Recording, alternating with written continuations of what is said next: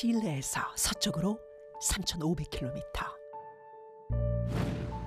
망망대해에 오롯이 솟은 섬 하나. 서울 면적의 4분의 1 크기. 바로 이스터 섬이다.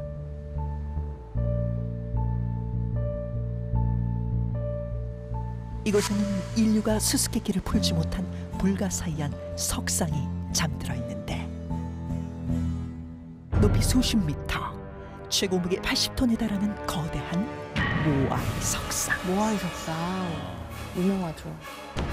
대체 누가 어떻게 이 수많은 석상들을 세웠는지는 아직까지 의문으로 남아있다. 인간의 모습과 너무나 닮아있지만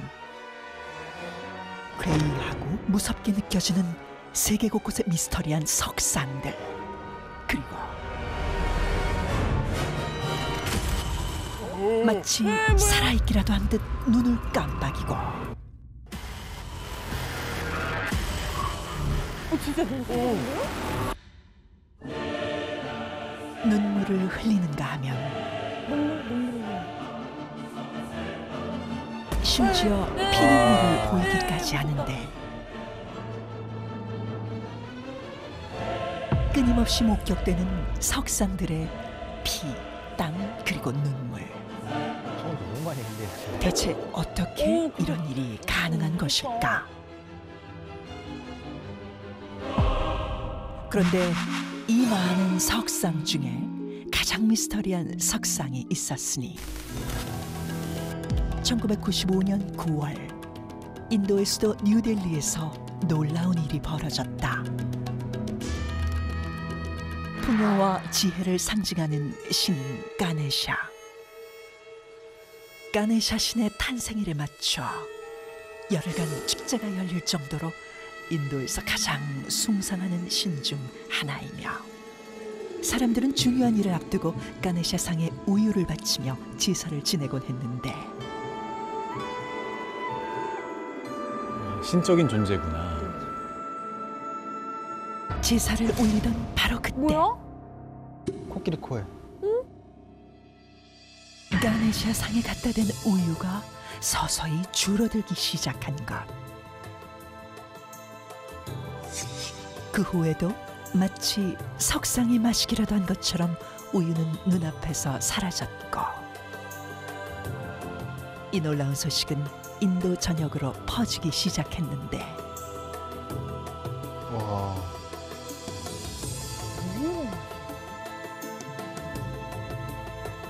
소를 숭상하는 힌두교에서는 우유 역시 신성한 액체로 여겼고, 때문에 가네샤 상이 우유를 마시는 기적과도 같은 이 현상을 사람들은 밀크 미라클이라 불렀다. 우유만 먹는 건가? 다른 물이나 그런 건 안 마시나? 궁금하네요. 그러게 그것도 궁금하다 진짜. 믿을 수 없는 일은 여기서 끝이 아니었다. 이러한 현상이 인도뿐 아니라 전 세계의 힌두교 사원에서 일어난 것이다. 심지어 가네샤가 아닌 일반 석상에서도 아 진짜로? 동일하게 나타나기 시작했는데, It's a miracle. I think it's to do with the state the world's in at the moment. And I think that for some reason the gods are hungry and the people are suffering.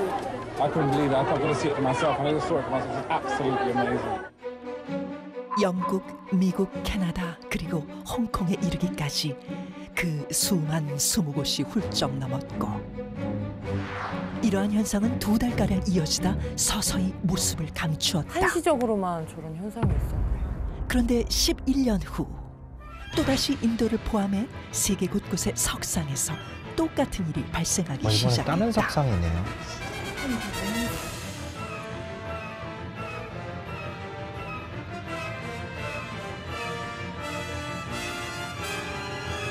우유를 뭐야? 진짜. 이번에는 하루 동안 무려 10리터의 우유가 사라졌는데, 하루에 10리터? 10리터는 굉장히 많은 양인데? 살아있는 듯이 우유를 마시고 피와 땀을 흘리는 석상들. 과연 신이 보여준 신비한 기적일까? 아니면 인간의 상상력이 만들어낸 허구인 것일까? 네, 오늘의 첫 번째 주제는 바로 살아있는 석상들입니다.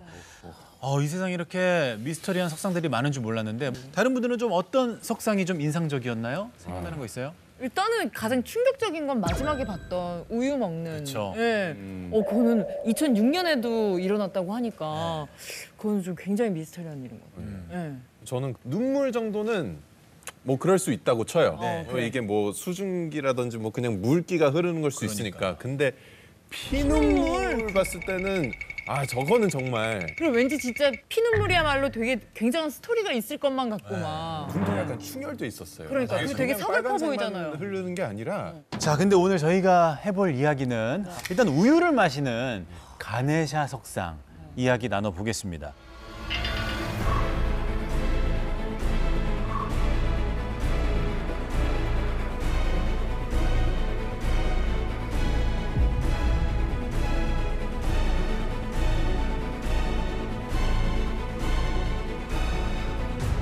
아니 저게 초반에 이제 그 스푼으로 조금씩 이게 우유가 없어질 때는 뭐 어떻게 좀 스며드나 그냥 증발하나 이렇게 생각을 했는데 10리터는 진짜 그야말로 이게 그 안에서 정말 다 빨아들였다는 사실인데. 네네.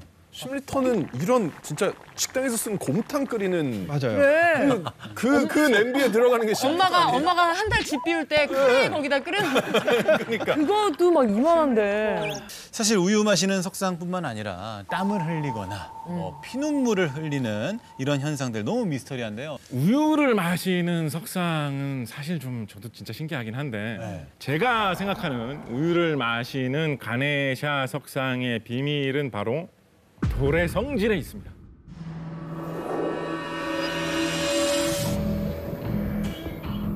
여러분 그 욕실에서 사용하는 매트, 발 닦는 매트 중에 이렇게 천으로 돼 있는 거 말고 이렇게 돌 비슷하게 돼 있는 거 그런 거 한번 보신 적 있으십니까? 물 흡수 엄청 물 잘하는. 흡수 잘하는 돌. 예. 그게 바로 규조토라는 것을 이용해서 만든 매트예요. 규조토? 약간 규조토라는 게 뭐냐면 규조류라는 게 있거든요. 리조또요? 저도 리조또로 들었어요. 규조라는 생물이 있는데 이제 우리 바다를 떠다니는 미생물 같은 것인데 이게 별로 희귀한 게 아니거든요. 널려 있는 거예요. 아주 흔한 건데 보이지 않는 미생물 정도인데 껍데기 부분이 약간 유리 같은 그런 재질로 돼 있어요. 그거를 모아가지고 만든 것이 물을 흡수를 굉장히 잘하는 재질의 돌인 규조토 재질의 발닦개 이런 거거든요. 그래서 아마도 그와 비슷한 그런 재질로 되어 있는 석상이라면 물을 충분히 잘 흡수할 수 있지 않을까 짐작해 봅니다.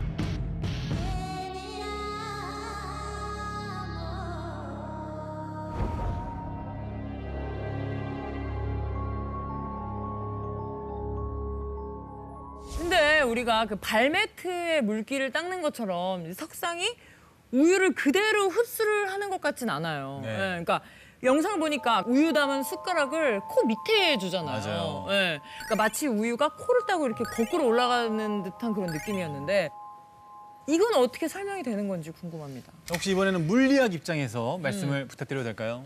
네, 이제 물리학이 좀 등장해야 될 것 같은데요. 네. 제가 생각하는 이 가네사 석상의 비밀은 바로 모세관 현상입니다.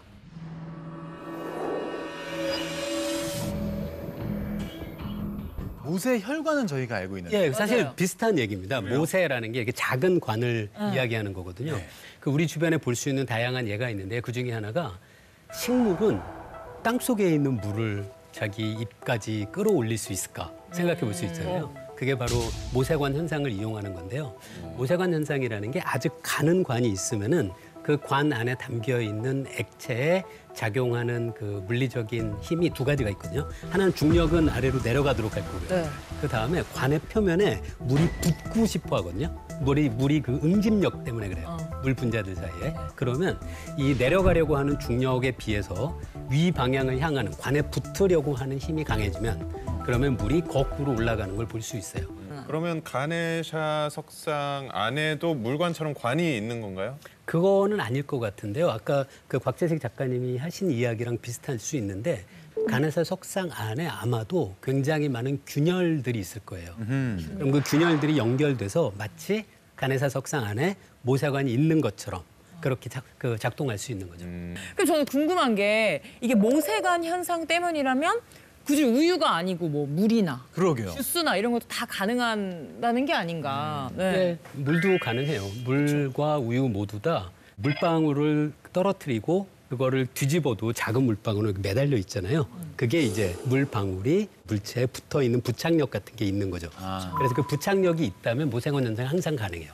왜 하필 우유를 먹였냐 생각해보면 어느 정도 문화적인 뭐 그런 식으로 접근해 볼 수 있을 것 같아요. 맞아요. 원래 뭐 힌두교 자체에서 뭐 소의 젖 이런 걸 좀 중시하기도 하거니와 소 자체를 또 중시하는 그런 경향이 신성시하죠. 있잖아요. 뭐 우리나라에서는 이제 옛날 토속적인 문화에 보면 기도할 때 이럴 때 뭐 깨끗한 물을 떠다 놓고 빈다라거나 한다면 인도 사람들이 이렇게 우유를 잘 이렇게 드리는 그런 문화가 있다 보니까 아마 우유로 주로 저런 일을 했을 것이고 그러다 보니까 아마 저런 모습이 포착되지 않았나 뭐 이렇게 생각해 봅니다. 아니 근데 왜냐면 저분들한테 이제 종교고 굉장히 신성시하는 석상인데 거기다가 비눗물하고 그러진 않을 거예요. 그렇죠, 그렇죠. 네. 이 모세관 현상은 일상생활에서도 보통 아주 쉽게 접할 수 있는데 여러분들 그 커피에 비스켓 찍어 먹는 거 좋아하세요? 어우, 맛있죠. 너무 맛있어요. 그건 못 참지. 쿠키에 우유 찍어 먹고. 그렇죠. 맞아요. 커피에 우유 찍어 먹고 이런 비스켓을 커피에 담갔다 빼는 것도 이런 일종의 모세관 현상에 하거든요.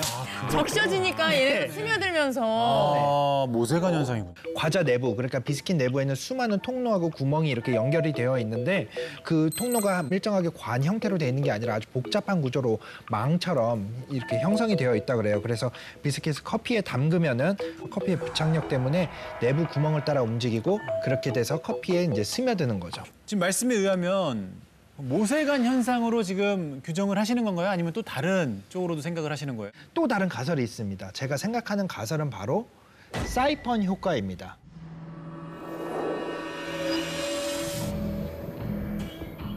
사이펀이란 압력 차이를 가졌을 때 액체를 높은 곳에서 낮은 곳으로 흐르게 하는 관을 우리가 사이펀이라고 하는데요. 그러니까 왼쪽 통을 보시면 물의 깊이가 있죠. 관에 압력 차이가 생기게 하면은 왼쪽 높은 곳에서 아래쪽 낮은 곳으로 물이 저절로 흐르게 됩니다. 이런 효과를 사이펀 효과라고 하죠.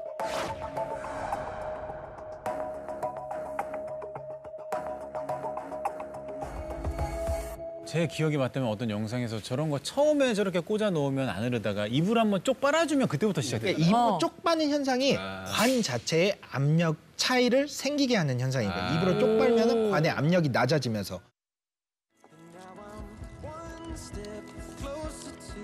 보시면은 호수를 아래쪽까지 이제 담가놨죠. 호수가 가라앉게 하기 위해서 이제 돌을 묶어놓은 거예요. 쭉 빨아들이는 거는 압력 차이를 생기게 하는 거죠. 멋있다. 한 번 나오기 시작하면은 물은 계속 나오기 시작해요.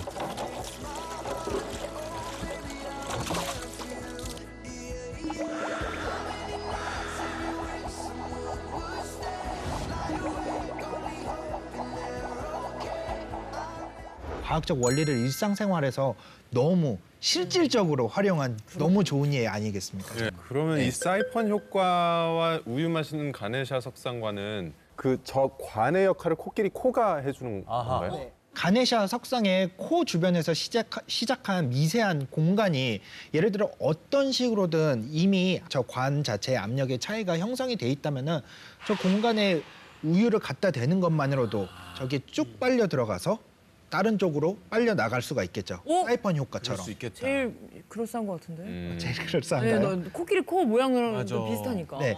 자, 오늘 과학자분들과 이야기를 나눠보니까 이 모세관 현상 또 사이펀 효과 네. 이걸로 이 가네샤 석상의 입으로 코로 이 우유가 들어갈 수 있겠다라는 생각이 드는데 존 박사 어떻게 네. 궁금증 다 해결됐습니까? 아직입니다. 풀리지 않은 Not 미스터리가 yet. 남아 있는데요. 네.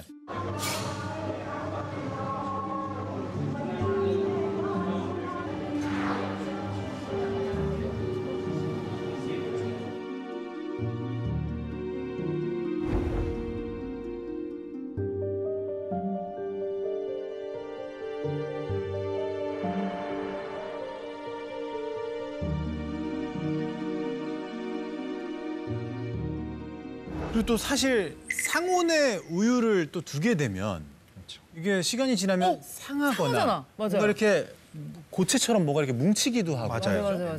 냄새 악취 장난 아니잖아요. 야, 근데 거기에 대해서 지금 얘기가 설명이 없었단 말이죠. 그러네요. 여기에 대해서는 어떻게 말씀해 주시겠습니까? 이 현상은 아마도 저 10리터의 우유를 들이킨 간해사 석상의 바닥을 보면 아마 흥건하게 젖어 있을 겁니다.